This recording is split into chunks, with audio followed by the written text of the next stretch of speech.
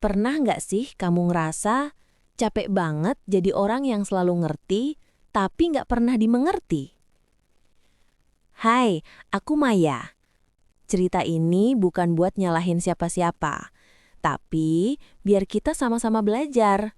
Buat nggak selalu maksa diri jadi kuat, kalau sebenarnya di dalam udah remuk. Selamat nonton ya.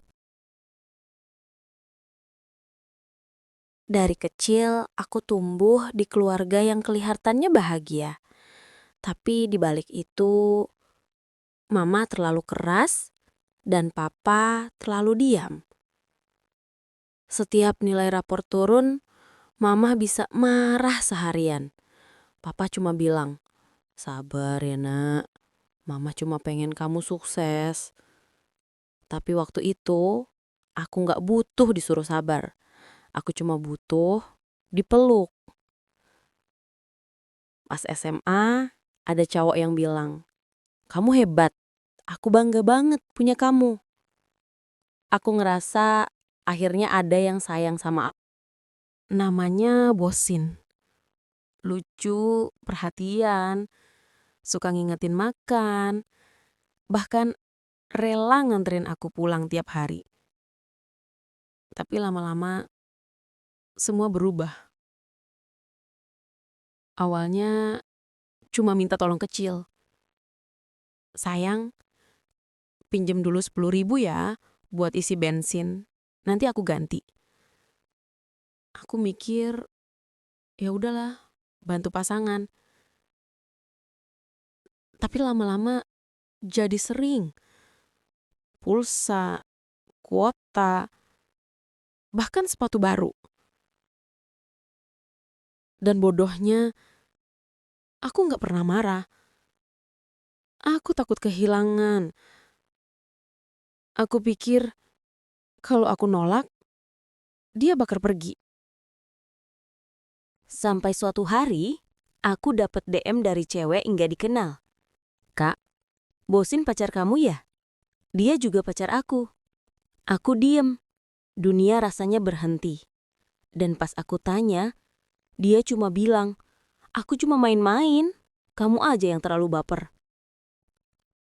Abis itu, aku janji gak mau pacaran dulu. Fokus kerja, nabung, bantu mama. Biar gak jadi beban. Tapi ya, hidup tuh gak sesimpel itu kan. Di tempat kerja, aku kenal seseorang. Namanya Bayu. Orangnya sabar, beda banget. Dia gak banyak janji, tapi buktiin lewat tindakan. Dan aku mulai percaya lagi. Kita pacaran. Tapi setelah 6 bulan, Bayu mulai sering ngeluh soal kerjaan. Katanya, "Aku capek meh, gaji kecil, kebutuhan banyak." Aku bantu dia. Pertama 300, terus 500, sampai 1 juta lebih. Dan semua cuma janji nanti aku ganti. Tapi gak pernah diganti. Aku pikir Tuhan lagi ngasih aku pelajaran. Tapi ternyata yang paling nyakitin bukan uangnya, tapi rasa percaya yang lagi-lagi disalahgunain.